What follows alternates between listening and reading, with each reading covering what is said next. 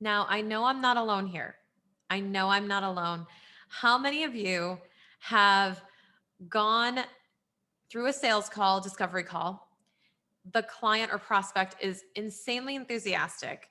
They're excited to work with you. It's a definite yes. Oh my gosh, I'm so excited. I'm so happy. Looking forward to working. And then next thing you know, you send out the invoice, you send out the agreement, maybe you send out an onboarding email, and it's just crickets.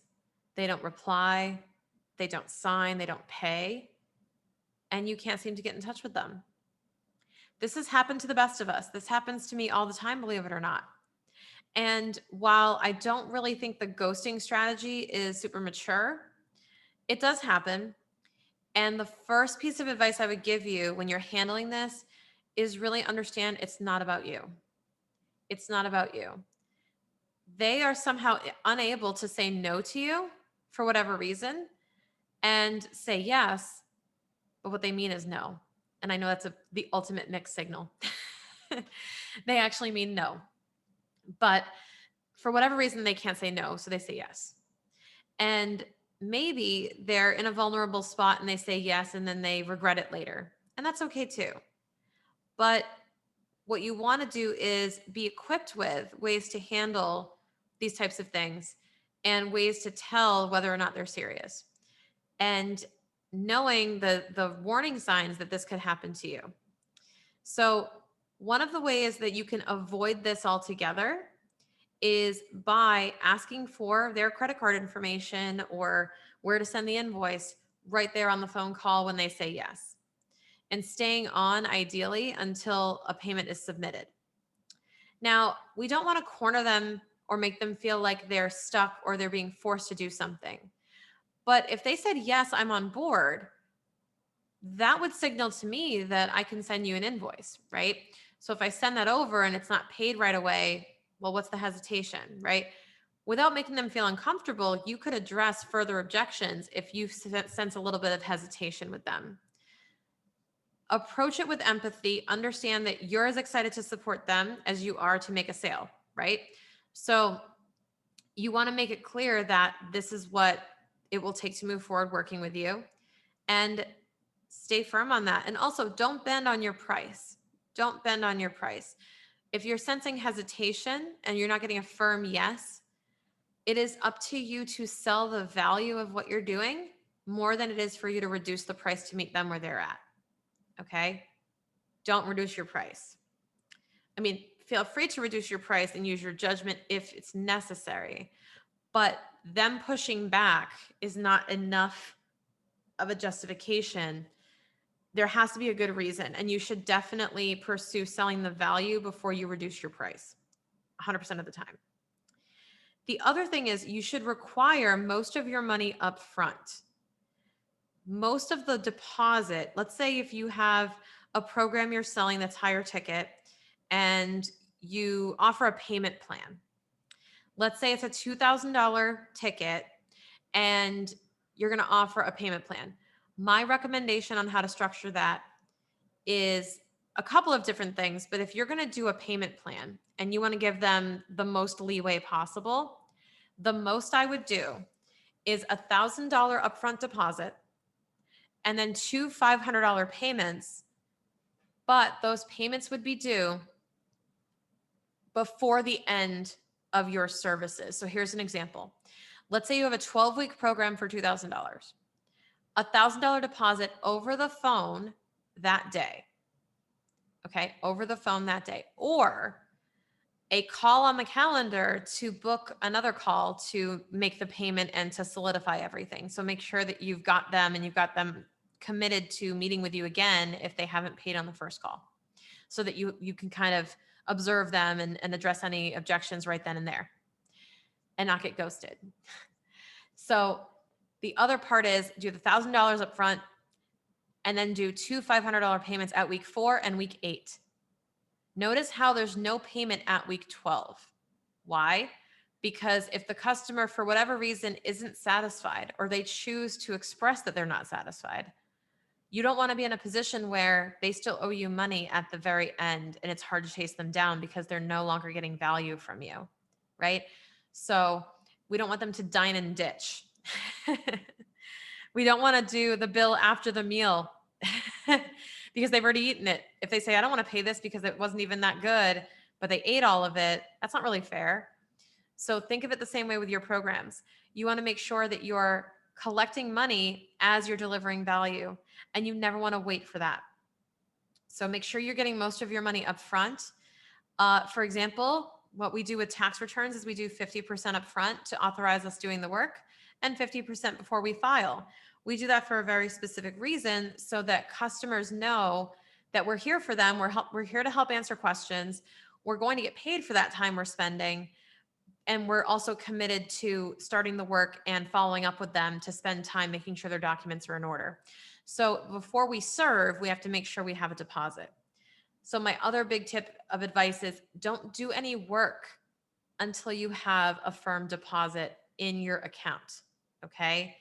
The verbal yes is not worth as much as the money in the checking account.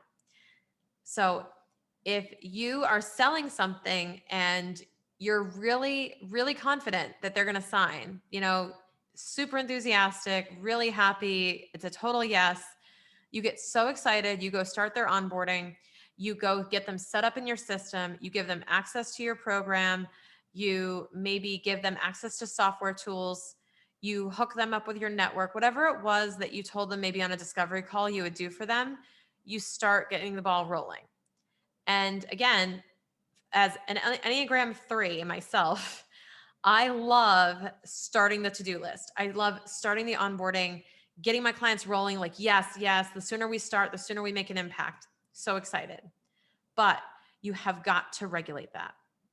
You have got to regulate that because do not spend any money or time committed to someone who hasn't committed to you, because you will grow to resent them. And you will also be a little bit more bitter if they don't pay you because you're going to feel like you wasted your time. So make sure you wait until you have money in the bank to really start the work, and use that in your favor. Go to the prospective client and say, I'll begin work once we have the deposit made. Make it clear that you're not going to do anything for them until the deposit is in. Simultaneously, make sure you tell them that they are being supported and you're excited to support them. Make it known that you're thinking about them and that you are excited to work with them. So when you're following up, this is my last piece of advice. When you're following up, make sure you're coming to it from a place of empathy and compassion, and that you are understanding that maybe something got in the way of the payments, or maybe things aren't going through, or maybe they haven't gotten your emails. Maybe a life emergency happened. Understand that these are all distinct possibilities. So what I like to do is ask the prospective client, hey, I noticed that I haven't seen the invoice come through yet. Is everything okay? Do you want to talk? Or instead of that, you could say, hi, I'm really super excited to be able to support you. I've got this, this, and this lined up for you. All we need is that first deposit to get rolling. Make it clear that that is the gateway to finding them a solution. You always want to make sure you're meeting them where they're at emotionally and from a communication standpoint, while also looking out for your best interests in your business. The last thing I will add in is make sure to set up Autopay if you can. So if you have a monthly fee or monthly membership, you definitely want to have them on some type of Autopay so that you only have to really sell them once. And then for the rest of the months of the membership, you're golden until they decide they need to cancel it. But the last thing you want is to create more decision points for your client. You don't want them to have to redecide to work with you every single month. Because what if they have one bad experience with you in customer service, right? Or you miss one of their phone calls and they're feeling particularly salty that day towards you. What if they decide, you know what, I'm just going to go cancel Shannon. I'm just going to go cancel on a whim. Now, it's a lot more work if they have to go in and proactively cancel, but it would be a bigger opportunity for them to cancel if they're getting emails every 4 weeks from you that say, hey, do you still want to work together? That is kind of like being a needy girlfriend and asking your boyfriend, do you still like me? Do you still like me? Every couple of dates. It's like, yeah, I'm still hanging out with you. Like, I'm still responding to your text messages. Of course, I still like you. Don't turn into that for your clients. So, just to recap, there are some great ways to both avoid and to handle and manage a customer who will not pay you. Again, it's so much easier said than done because I've been there myself and I know that sometimes you just can't help certain customers not paying. But really take those as a lesson, examine why it happened, and don't be afraid to go back to your customer and actually ask them what made you change your mind, what made you reconsider, and don't take it personally. Never take it personally. Leave room in your mind for the customers that are to come that will pay you what you're worth enthusiastically. So please let me know. I'd love to hear your stories of clients who maybe didn't pay you. I love hearing these types of stories. If you want to chat more, please shoot me a text. My number is 860-609-6374. You can text me on that line and we can chat. I'd love to hear more stories of whether you've encountered this type of situation before and how you handled it. All right, I'll see you next time.